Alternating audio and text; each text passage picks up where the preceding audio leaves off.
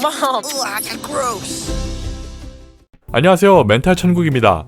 오늘 말씀드릴 작품은 2020년 첫 픽사의 작품이자 현대와 판타지의 세계를 어떻게 연결하고 풀이했느냐로 기대치를 한껏 모은 영화 온워드 단 하루의 기적 심층 리뷰입니다. Hang on! Dad? Just don't top part. Dad, you are in your house. Oh boy. 이맘때쯤 되면 많은 사람들이 항상 언급하는 말이 있습니다. 바로 믿고 보는 픽사죠. 자신의 정체성에 대해 고뇌하지만 결국 앞을 향해 나아가고 가족에 대한 소중함을 깨닫게 해주는 동시에 애니메이션이라고는 믿을 수 없는 수준의 디자인과 독보적인 CG로 눈길까지 사로잡으며 항상 많은 기대치와 사랑을 불러온 작품들을 만들어냈습니다. 그리고 지금 리뷰할 이 온워드도 사전적 의미로는 앞을 향해 나아간다 라는 의미를 가지고 있습니다. 결론부터 말하자면 픽사가 가장 자신있게 내세우는 메시지와 상상력을 통틀어 전체적으로 높은 완성도를 보여주고 있었는데요. 특히나 이번에는 현대시대와 판타지의 결합이라는 흔하면서도 다르게 민감하고 어려운 주제로 관객들에게 다가왔습니다. 이전에는 마법도 존재했고 그 마법들은 항상 약자들을 위해 도와주었지만 다루기가 어렵기 때문에 과학에 대해 손을 뻗기 시작하고 결국 마법이라는 단어가 생소해진 시대까지 와버린 것이 이 영화의 배경입니다. 먼저 판타지 배경 속에서 지팡이를 부여잡고 주문을 외쳐 마법을 부린다는 주제 자체는 슬슬 식상해져가는 편입니다. 그러나 현대시대라는 배경을 부여하면서 마법과 인문 환경의 한계와 갈등을 절묘하게 믹스하면서 모험이라는 면에서는 참신하게 풀이했다고 생각하는데요. 또한 정체성을 찾는 부분에서는 특히나 픽사답게 가족이라는 부분이 더욱 강조되었으나 이번에는 형제라는 의미에 더 가깝다는 느낌이 들었고요. 하지만 각종 고뇌는 다 하는 것처럼 보여도 사실상 이야기가 너무 쉽게 풀린다거나 판타지로서의 새로움은 크게 존재하지 않았기에 기존 픽사 영화들과 비교 대상이 되는 순간 전체적으로 큰 아쉬움이 남을 뿐인 영화였습니다. Elbows up. I'm trying to focus here.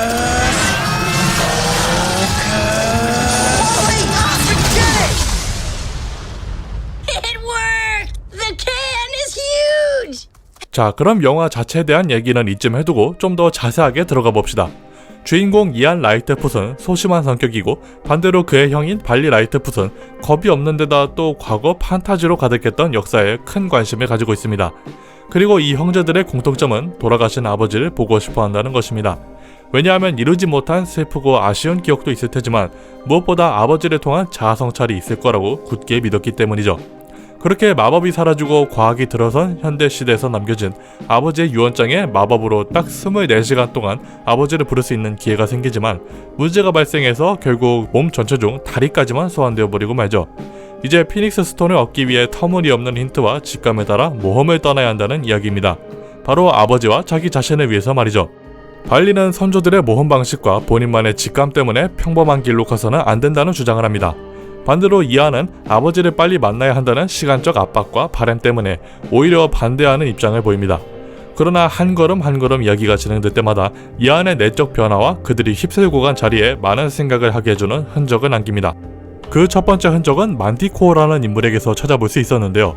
과거 용맹스러웠던 전사였는데 지금은 손님의 별점테러에 쩔쩔매는 식당 주인의 신세라는 것과 모험에는 용기가 필요하다는 명대사를 남겨놓고 현재는 다칠까봐 사람들에게 퀘스트를 안 주려고 하는 본인에 대한 큰 상실감과 분노를 느낀 탓에 순간 본능적으로 화를 주체하지 못하며 불을 질러버리는 사고가 터지게 됩니다. 그리고 두 번째로 이 시점부터 알 수 있는 것은 이 세계관 대다수의 시민들이 가진 주제의식을 알 수 있습니다.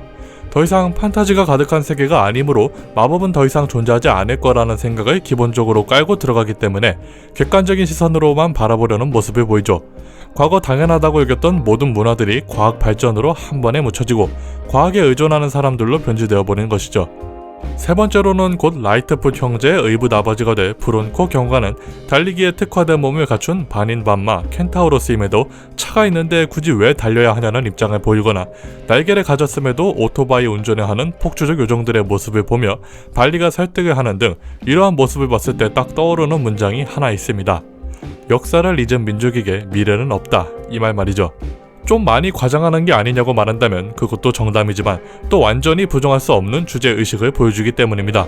선조들의 원시적인 발전이 현대시대에서도 응용이 가능하고 유용하기까지 한다면 물려받아야 마땅하고 과거에 이런 일이 있었다는 역사를 잊어서는 안 된다는 것이지만 정작 작중에서 이것을 아는 사람은 발리 라이트풋 혼자입니다.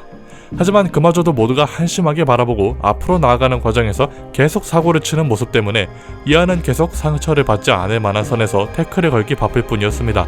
그럼에도 발리는 이안의 타고난 마법의 재능을 부러워하기보다는 오히려 응원하고 밀어주는 데 더 집중하고 있었습니다.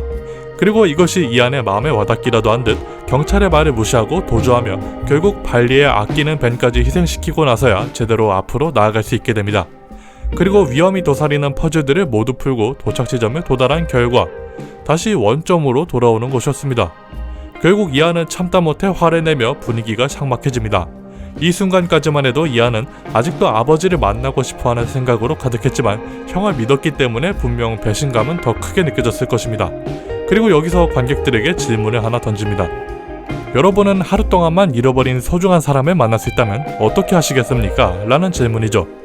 하지만 저는 이런 질문을 던져보고 싶습니다. 이런 방식을 통해 하루 동안 누구를 만나 이야기를 나누고 깨달음을 얻는다면 진정한 나의 정체성을 찾을 수 있을 것인가? 입니다. 당연히 제가 바라는 답은 예스죠. 하지만 현실에서는 이렇게 만나는 것 자체가 불가능하기 때문에 현실적으로 바라보자면 꼭 그럴 필요가 없다는 대답도 옳다고 말하고 싶습니다. 그리고 저의 주장에 신빙성을 더해주는 이유는 그 다음 장면에서 드러나죠. 아버지와 함께하고 싶은 걸 리스트는 이미 모험을 통해 형과 함께 모두 성취한 리스트이기 때문이죠.